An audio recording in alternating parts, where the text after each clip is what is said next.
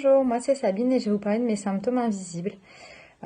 J'ai des soucis de mémoire. En fin de journée avec la fatigue, j'ai des problèmes de langage et aussi des problèmes de concentration.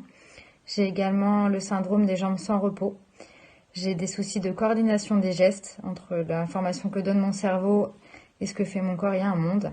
Et j'ai aussi des soucis d'équilibre. Voilà. Alors, mon symptôme invisible à moi, j'en ai plutôt deux. Donc, il y a la fatigue, évidemment, que tout le monde connaît. Pour ça, je trouve qu'on n'est pas trop aidé. Après, il n'y a pas forcément beaucoup de choses à faire pour contre la fatigue. Voilà, il y a le sport, etc. Mais au niveau médical, je suis pas sûr qu'il y ait énormément de choses qui soient mises en place. Voilà, il n'y a pas au niveau les médecins vont pas pouvoir nous donner un médicament miracle pour nous aider contre la fatigue. C'est plus quelque chose que nous on doit faire au quotidien pour lutter contre ça. Le sport, l'alimentation, tout ça. Donc c'est quelque chose qu'on doit faire au quotidien, un peu tous. Aussi, il y a mes douleurs aux jambes, spasticité comme on dit. Et pour ça, j'ai eu beaucoup d'interactions avec mon neuro qui m'avait filé un médicament.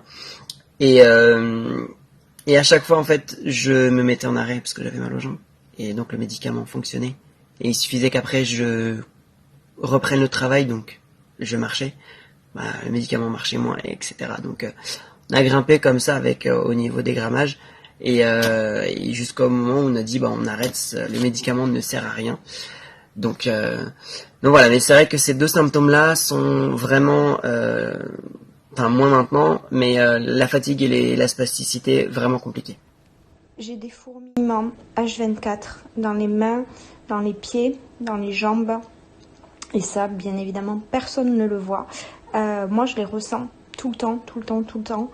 À tel point, des fois, qu'elles s'accentuent et que ça en devient presque douloureux parce que ça me brûle. Et c'est compliqué, ce symptôme invisible-là, parce que... il y a des fois, j'ai une grosse perte de sensibilité dans les mains, dans les pieds, dans les jambes, du coup. Et perdre le sens du toucher, c'est perturbant, du coup. Et ça, personne ne le voit. Et ça a un impact, mine de rien, sur beaucoup de choses du quotidien. Il y en a un qui est visible parce qu'on me demande pourquoi je marche avec une canne. Donc là, je suis capable d'expliquer. Et ça, généralement, les gens comprennent plutôt bien. Celui qui est difficilement compréhensible, c'est la fatigue qui peut arriver n'importe quand et me casser en deux. J'ai besoin de dormir 2 heures et ça ne me repose pas. Pour expliquer aux gens ce qu'est le niveau de fatigue, je leur dis, t'as déjà fait un déménagement chez des copains qui ont un grand appartement, beaucoup de meubles, t'as poussé, tiré, soulevé, posé toute la journée. Le soir à 11 heures, tu rentres, tu t'assieds dans ton canapé, t'es fracassé.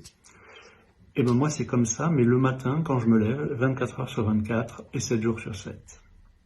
Alors dans la famille des symptômes invisibles, je demande l'incontinence anale au gaz, joie magie bonheur, insensibilité du clitoris depuis quelques mois, problème de constipation, problème à la défécation, problème urinaire. J'ai également des troubles de concentration, de mémoire. J'ai également une fatigue écrasante par moments qui fait que je ne suis absolument pas capable de faire quoi que ce soit de la journée à part dormir. Ça peut arriver du jour au lendemain. Ça peut durer plusieurs mois, plusieurs semaines ou juste quelques jours. Et globalement, j'ai la chance d'avoir un entourage extrêmement bienveillant avec lequel soit je rigole de certains symptômes, soit j'ai beaucoup de compréhension vis-à-vis de la fatigue. Symptôme invisible, c'est essentiellement la fatigue.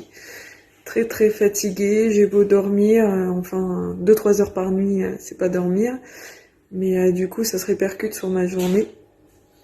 Et puis au niveau de la marche, au bout de 5 minutes j'ai le corps qui est engourdi, il faut que je me pose, je peux pas suivre le rythme de tout le monde. Et puis il y a les douleurs aussi qui viennent au gré de leurs envies, mais pas des miennes. Des fois t'es en famille ou avec des amis, et puis d'un coup, le gros coup de barre, les grosses crises de douleur qui arrivent. Donc t'as envie de te terrer dans ton coin et de t'isoler. C'est pas forcément compris. Il y a des personnes qui comprennent, il y en a d'autres non. C'est oui, mais t'avais qu'à dormir cette nuit, ou prends un Doliprane, ça ira mieux. Mais ben non, si ce serait si simple, ça irait mieux, c'est sûr. Mais voilà, c'est pas facile tous les jours, mais il faut faire avec. Alors, je veux pas être original, mais le symptôme invisible, pour moi, c'est la fatigue. C'est vraiment la fatigue. Et après avoir discuté avec ma femme et mes accompagnants, ils ont compris qu'il y a une différence entre la fatigue que tout le monde a et ce que j'appelle l'épuisement, dont on souffre nous. Et quand je dis que voilà, stop pour aujourd'hui, je suis entendu. Alors ça m'empêche pas de passer l'aspirateur, hein, malheureusement, mais voilà, elle connaît mes limites et on a appris à vivre avec. Et voilà, le dialogue a permis de vivre mieux ces fameux symptômes invisibles.